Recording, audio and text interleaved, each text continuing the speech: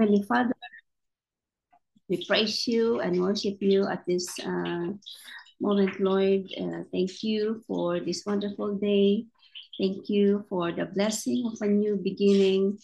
Thank you, Father, for all the things that you have done in our lives. Thank you for this opportunity to praise you, to worship you, to sing songs together, to pray together, to intervene for others, Lord, via Zoom. And thank you for the every opportunity that you have given to each and every one of us. Thank you for the strength. Thank you for the wisdom. Lord, as we continue, we ask the presence of the Holy Spirit to lead us in our devotion this morning, Lord. We're fully dependent on you, Father. In the mighty name of Jesus. Amen and amen. Kumusta po tayong lahat? Praise God po. So I'm just gonna share our devotion. It's another wonderful message from Pastor Oswald. And where's my share button?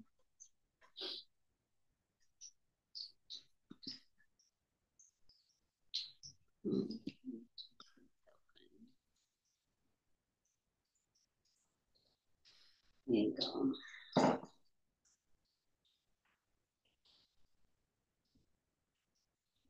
So, ang pamagat po na ating devotion ngayon, sabi niya dito is, what next to do? Ano yung susunod nating gagawin? Ang main verse natin ay matatagpuan sa John 13:17 at ito po ang sinasabi, if you know these things, blessed are you if you do this. Parang may kulang yatin.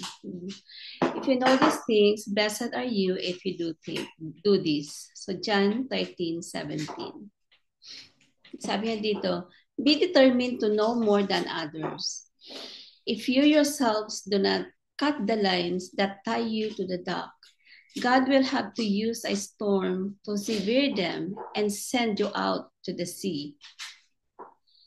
Put everything in your life afloat upon God, going out to sea on the great swelling tide of His purpose, and your eyes will be opened. Grabe itong first line pa lang. Sabi dito, if you yourself do not cut the lines that tie you to the dock, God will have to use a storm to sever them and send you out to the sea.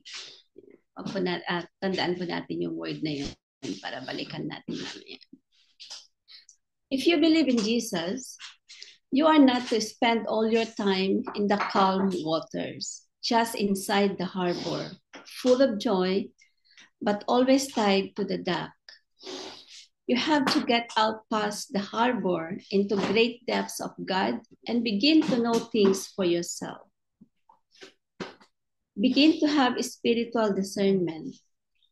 When you know that you should do something and you do it, immediately you know more. Examine where you have become sluggish, where you begin losing interest spiritually, and you will find that it goes back to a point where you did not do something you knew you should. You did not do it because there seemed to be no immediate call to do it. But now you have no insight or discernment. But at the time of crisis, you are spiritually distracted instead of spiritually self-controlled. It is a dangerous thing to refuse to continue learning and working more. The counterfeit of obedience is a state of mind in which you create your own opportunities to sacrifice yourself, and your zeal and enthusiasm are mistaken for discernment. It is easier to sacrifice yourself than to fulfill your spiritual destiny, which is stated in Romans 12:1-2. At ito po yung kanyang sinasabi. Therefore, I urge you, brothers and sisters, in view of God's mercy, to offer your bodies as a living sacrifice, holy and pleasing to God. This is your true and proper worship. So verse 2, do not conform to the patterns of this world, but be transformed by the renewing of your mind. Then you will be able to test and approve what God's will is, his good, pleasing, and perfect will.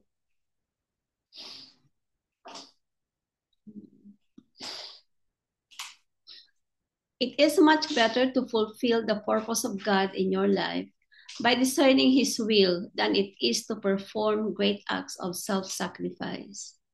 Behold, to obey is better than sacrifice. That can be found in 1 Samuel 15:22. Beware of paying attention or going back to what you once were, when God wants you to be something that you have never been. If anyone wills to do his will, he shall know. Yun po yung sa main verse natin sa John 7:17. At ito naman po yung wisdom from Oswald, Pastor Oswald. The Christian church should not be a secret society of specialists, but a public manifestation of believers in Jesus. At kinuha po yun sa Facing Reality 34R. So ito po yung ating devotion ngayon. Simply, just by the title, What to Do Next. We can share. This is open for sharing po.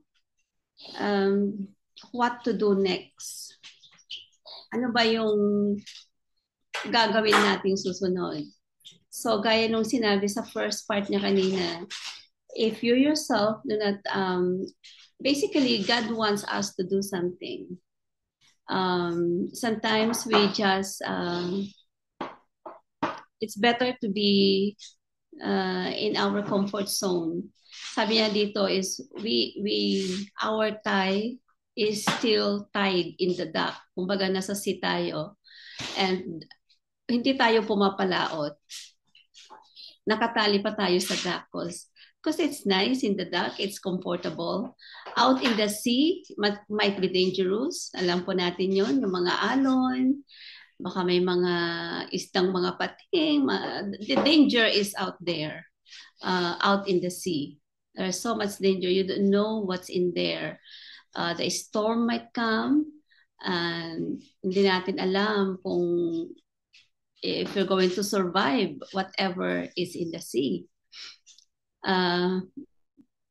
That's why we are not cutting our tie to the dock, in the dock. Dito na lang muna tayo. Dito na lang muna tayo sa gilid ng dagat. wala muna tayong gagawin. We are happy here. We are happy with what we are doing now. We are comfortable with what we are doing now. Pero sabi nga niya dito, God will have to use a storm to sever them and send you out of the sea. Hala. Sabi ko, okay. Yes, God's purpose in our life is really for us to do something. He will send, gagawa siya ng paraan para tayo ay mapalaot. And He Himself will do something. It could be, sabi niya dito sa devotion natin, a storm. Para lang matanggal tayo doon sa pagkakatali natin sa dock or sa ating comfort zone. But everything in your life afloat upon God. Going out to the sea on a great swelling tide for His purpose. And your eyes will be opened. Yeah. There's so many opportunities that God is opening for each and every one of us. God wants us to do something for His purpose, for His work. We can, Pastor Oswald is once again encouraging us to go out to the sea, to go out not just inside the church, but to go out into the world, into the world. As we know, going out into the world is not very easy, especially nowadays. There's so much discrimination, there's so much trials para sa mga Christians. There's so much constraint. Just one of the examples is, I don't know, in the hospital where I used to work, we have Bibles, but now pinagbawal na ang Bible sa bedside. I don't know if others still put Bibles in the bedside because it's been offending our Muslim brothers or our other people who belong to another denomination. So they've just decided to remove it. That kind of thing. And you cannot just say something to a person.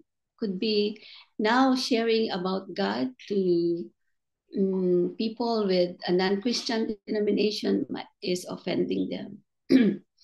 So, and sometimes we just choose to be quiet. Minsan siguro sinasabi natin, it's better not to say anything than to kesa yung magkaroon kayo ng hindi magandang relationship nung kasama natin na hindi pa naniniwala sa Panginoon. But then the other side of it, sabi niya ganun, in Romans 12:1-2, therefore I urge you, brothers and sisters, in view of God's mercy, to offer your bodies as a living sacrifice, holy and pleasing to God. This is true and proper worship. And do not be conformed to the patterns of this world, but be transformed by the renewing of your mind. Then you will be able to test and approve what God's will is, his good, pleasing, and perfect will. Obedience, God is still calling us for a perfect obedience. Obedience to his word, into his word. Obedience to him and not conforming to the patterns of this world, but a complete renewing of our minds. Magkaroon tayo ng spiritual discernment. And sabi nga niya dito is the counterfeit of obedience is a state of mind in which you create your own opportunities to sacrifice. And sometimes that self-sacrifice that we are creating, na may mistaken natin na, is this God's will for me? We do sacrifice quite a lot sometimes. But God is also calling us na with sacrificing ourselves for His purpose is kailangan i-offer natin yung bodies natin as a living sacrifice to Him, holy and pleasing to God. Yun yung perfect worship na sinasabi ng Panginoon sa atin, that He wants us to be.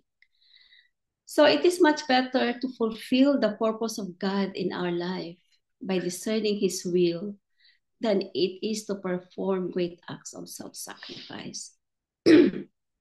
Sabi nga, it is much better to fulfill the purpose of God in our life by discerning His will, rather than to perform great acts of sacrifice. Yeah. This one is very, very, very deep for me. If we do self-sacrifice for God,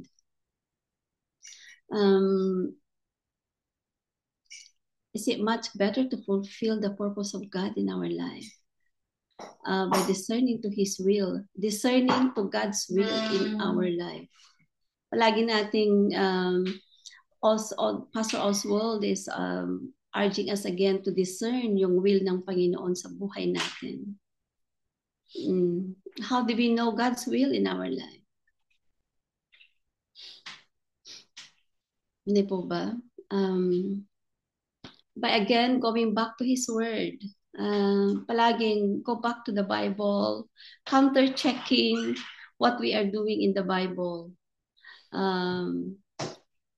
Is sacrificing doing self-sacrifice, his will. But what does God say about it? What we do? For example, probably, wag na tayong lalayo sa ating church. Probably let's see the church. Sabi nga niya dito sa sa wisdom, the Christian church should not be a secret society of specialists, but a public manifestation of believers of Jesus Christ. Yan, for example na lang po siguro natin sa church natin. I would really want your sharing here and what is your take about it, and give an example. Not necessarily your experience, but something that you can see. What I'm thinking here is, for example, yung sa church natin, is our church is still proclaiming the word of God? Is our church is still following the word of God? Do we walk the talk, or we just talk because we know it? Is it the will of God for me to just say things because I know the word, to just say the word because obviously you know the word, but do we walk the talk? Is it God's will in our life to not walk the talk, or just to preach but we don't do what we preach? Is it God's will for our lives to go to our church just to worship, just to go there for a gathering and possibly worship? Is the way that we still do is still connected to God's will? Is still what the Bible say about it? Or just like what it says in the first verse, we just do these things because this is our comfort zone? Is it is more comfortable to do this? But sabi nga niya dito, the Christian church should not be a secret society of specialists. Could that be? A specialist could be a specialist preacher, a good preacher. You are very good in preaching the word of God. We're very good in leading the Bible study. Pero sabi nga niya dito, but the Christian church should be a public manifestation of believers in Jesus. We publicly say or publicly say or show that we are true believers of Jesus Christ. Yun po yung nakukuha kong take dito. That's why it says what next to do. If we have the proper discernment of the will of God in our life, what's next to do? For me, it's just encouraging us to always go back to the Bible. Always go back. Are we doing it right? And what is right? It's only the Word of God can say that it is right. What is right and what is wrong. Hindi po ba? It's not what other people say. It's not what our leaders say. But always checking the Word of God. Ano pa ba? Naka-align pa ba ako sa salita ng Panginoon or hindi na? Kung hindi na, ano po yung gagawin natin? Kung na-discern natin that we are not already aligned in the Word of God, in the teaching of God, what's our next to do? Do we just stay there and keep quiet and keep doing what we're doing because it's more comfortable? Or mayroon tayong dapat gagawin? And alam naman natin that if we do something, if we go out to the sea, but God, makita natin yung example ni in the storm when Peter get out of the boat. Makita niya si Jesus, right? We are so familiar with that story. Yung ibang mga disciples, they would prefer to just stay in the boat because the boat is safer. Pero nung si Peter, nakita niya si Jesus, lumabas talaga siya sa he went out of the boat. He got out of the boat knowing that there's a storm with the big waves. Malamon siya ng big waves. But because Jesus is there, he can see Jesus. He knew na kahit lumabas siya doon, kahit hindi siya marunong maglakad sa tubig, o probably hindi marunong lumangoy, or there's a danger of him being drowned. But because he can see Jesus there, sabi niya, he got a great faith na kahit na ano pang pagdaanan niya, he knew that Jesus will take care of him. So, in the end, ano yung nangyari kay Peter? He proved that Jesus is really there. Na yung nakikita niyang figure, his faith is actually in Jesus. Jesus there, the Son of God, the God himself is there. And lo and behold, Jesus, hindi siya pinabayaan ni Jesus, right? Hindi nalunod si Peter. But then Jesus knew that Peter had a great faith in him. Peter is willingly and happily do the will of God. He passed the test. He passed that test. Could be, sino kaya ang lalabas? Who among my people is really going out to the sea, is going to step out or move forward than where they are now. Brothers and sisters in Christ, alam natin kung what is happening in the world now. And each and every one of us here, is it 5 of us, again, once reminded that encouraging us to do what God's will in our life. And we know what is God's will in our life if we are with him. And he has a mandate to go out and make disciples of all nations. Hindi po ba yun? Yes, to go out. And again, sabi ko naman, ngayon, is going out is not as easy as before. It's easier to just stay in the church and share the word of God in the church. But going outside of the church is not that very easy, rather than just talking inside the church. The inside of the church is our comfort zone. Inside our family is our comfort zone. It's so easy to share the word of God or to do the will of God in our comfort zone, inside the church, inside our home. But outside these walls, that's where God wants us to go. If God wants us to go out, because that is what we can discern, then that's what we're going to do. What next to do inside the church, and what's next to do after, what next to do pagkatapos natin dito sa family natin and sa kapilya and sa church na kinabibilangan natin. And yes, praise God for these wonderful reminders. Again, in John 13:17, if you know these things, blessed are you if you know the things. So, praise God, praise God.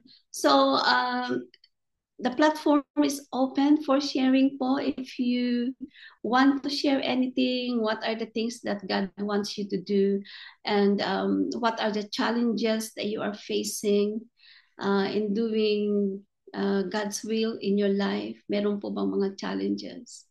Or it is just an easy flowing kind of doing God's will. So this is open for sharing.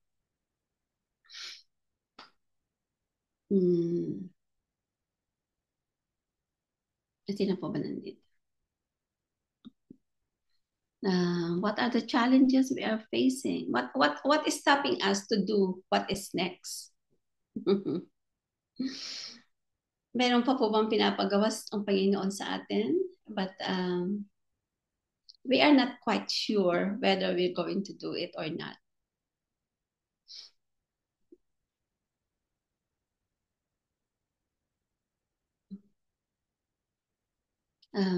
Stop sharing. Let me just do the stop sharing po dito.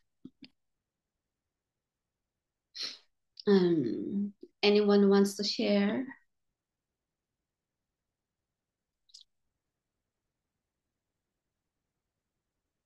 Otherwise, Pastor Rory, can I give it back to you? So, yun na lang po yung iisipin natin palagi pagising siguro natin sa umaga. It's one of our reflection will be, Lord, what is next for me to do? Ano yung gusto mong gagawin ko after this? Back to you, Pastor Rory. Praise be to God. What next to do? Ano kaya ang gagawin ko sa susunod? Ano kaya ang hakbang na aking gagawin? Yan ang tanong o yan ang nais iparating ng ating Diyos sa ating pong kalagitnaan through Pastor Oswald Chamber. So mga kapatid, habang nagbubulay-bulay po tayo, post ko muna to. Dito sa daybreak namin, Panginoon, nilalapit muli namin sa inyo. And we will not stop praying for them until we see the breakthrough of healing na manggagaling sa iyo, Panginoon. We pray for your will in their life. We pray for, we ask for a complete healing sa bawat isa sa kanila, Panginoon. From the top of their head to the sole of their feet, Panginoon. Wala po sanang malalagpasan doon. We commit to you their lives, Lord. Physically, mentally, emotionally, lahat spiritually, lahat, Panginoon, ng areas ng buhay nila. At kami din, Panginoon, na nandito ngayon, kung ano man po yung karamdaman na hindi magandang karamdaman na nasa aming mga pangangatawan, Lord, we rebuke all those kind of sicknesses, Panginoon. And we don't want them. We don't want them na ma-experience namin, Panginoon. And we know that you have promised that you are our God, you are our healer, you are our protector. And Lord, you have promised that you're going to make us whole once again if we commit to you ourselves, Panginoon, if we submit our bodies to you. Lord, we thank you so much that we have a Father that we can pray, that we can talk to anytime, Panginoon. We have a God that we can bring all our concerns, Panginoon. Thank you so much for that privilege of being your sons and daughters. Lord, as we continue to pray, Panginoon, thank you. Thank you so much. Thank you, Panginoon, sa healing na ibibigay mo sa inyong mga anak. A miracle, the healing miracle that each and everyone can experience. Yes, Lord, thank you so much. In the mighty name of our Father, Jesus. Amen. And amen. Amen and amen. Our most gracious Heavenly Father, our triune God, Holy Spirit, Jesus Christ, our Lord, we are thankful. Papasalamat po kami, Panginoong Jesus, sa pagkakataon na nagkasama-sama kaming muli upang sambahin ka at purihin ka, Panginoon. Tinataas po namin ngayon sa panahong ito ang mga bansa na dapat namin panalangin, Panginoon. Unang-una po ang Israel, na yung bansa, Panginoon, na hindi mo pababayaan. Ilayo mo po sa disgrasya, ilayo mo sa gera, o kung saan pa man pong kapahamakan ng Israel. Bigyan niyo po ng pangunawa, ng wisdom, yung mga leaders ng mga kalaban ng Israel na bigyan ng chance ang kapayapaan para wala pong hitwaan, walang gera o magsasuffer ng mga mamamayan ng Israel at ng karatig po. Ganyan din po ang Ukraine at Russia na ngayon ay nagkasundo na pero may inaayos pa rin po sa mga kondisyon na inihingi ng Russia. Ganyan din po ang Africa, Panginoon. Alam po namin na bago ang patakaran ng mga Africans, Panginoon, dahil na pagtanto nila, na-realize nila na niloloko sila ng mga malalaking bansa sa buong mundo. Kanya ngayon po, bigyan niyo po ng kapayapaan ng Afrika. Ngayon din po, dinadalangin namin ngayon ang unang bansa namin, Panginoon, na may hindi pagkakaunawaan sa China, Panginoon. Bigyan niyo po ng karunungan ng aming leaders, mga leaders po namin, ang presidente namin, mga politiko na nakikipag-negotiation sa China, Panginoon. Gayun din po ang China na magkaroon ng pangunawa sa ating bansa na lahat ng ito ay hindi sa kanila. Lahat ng yan ay pag-aari ng ating Panginoon Diyos. Sovereign, our God is so sovereign that He owns everything, Panginoon. Gayun din po dinadalangin namin ang aming leader na si Bongbong, aming Vice President, si Sara, Panginoon, na bigyan ng pagkakataon na mag-communicate sa isa't isa para mahinto na po yung kanilang hidwaan, Panginoon. Ngayon din po ang lahat ng mamamayan namin na Panginoon, yung mga senior citizen ng aming bansa, Panginoon. Tulungan mo po, bigay mo po mga provisions na kailangan. Jesus' name. Bayaan niyo pong manguna ang DSWD para malaman po ang pangangailangan ng mga naghihikaos namin mga kapatid, Panginoon. Huwag mo pong pabayaan, Panginoon, ng bawat isa sa amin mamamayan, Panginoon. Alam po namin kayo ang aming Diyos, kayo ang aming tagapagligtas. Ikaw lang ang daan para kami mapunta sa kaharian mo, Panginoon. Lahat na ito ay dinadalangin namin sa pangalan ni Jesus. Ang pangalan ni Jesus. Amen. Amen. Amen and amen. Amen. Let me share this word from John 12:49. Para po sa atin to. You will have the ability to hear God's voice and carry out His will for your life. So mga kapatid, as a part of the body of Christ, we are the inheritance of His kingdom. Amen. So dear Heavenly Father, we come to you today asking for your guidance and strength. We know, Lord, that we are not alone in this world. Even though we are facing different kind of challenges, still we are part of the body of Christ, and we have this this job to do as your children. So Lord, help us to remember to love one another as you have loved us and become a reflection of your unfailing and unconditional love, Father.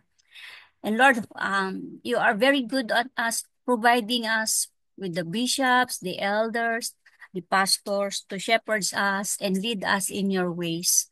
So thank you, Lord, so much for the church leadership you have established over our congregation wherever we are in this world. Lord, I ask that you would bless them and keep them, and that your face would shine upon them and give them peace everywhere, anytime, and any day. Lord, grant each elder also the joy that comes from their heart in their work. Also praying to protect each elder from the schemes of the enemy, and give to each elder grace to fight the good fight of faith, Lord. We pray that the elders, the servants will seek your will, you with all their hearts, their minds, and their souls, and also their spirits.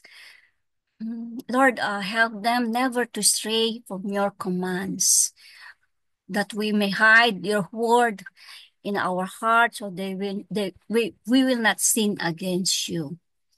And Lord, bless these churches of yours with more faithful and qualified men to serve in this role for your glory. May our hands gather in unity, Father. May our hearts beat in unison, Lord God. May our souls be in harmony, Father. May our thoughts be as one prayer, like what we are doing now. So glorious Father, Father of all nations, Father of this world, Please encourage also our pastors, especially pastors here in Daybreak, Pastor Rory, Pastor Dave, Pastor Robert, lahat po ng pastor na nandarito, and also the deaconesses, the elders, and also us who's giving time to worship you, to be with you. Let I ask you to deliver us from discouragement, and may times na we are exhausted, but then Lord, give us the strength and energy to fulfill the work you've called upon us. Lord, give us the victory over evil attack against us.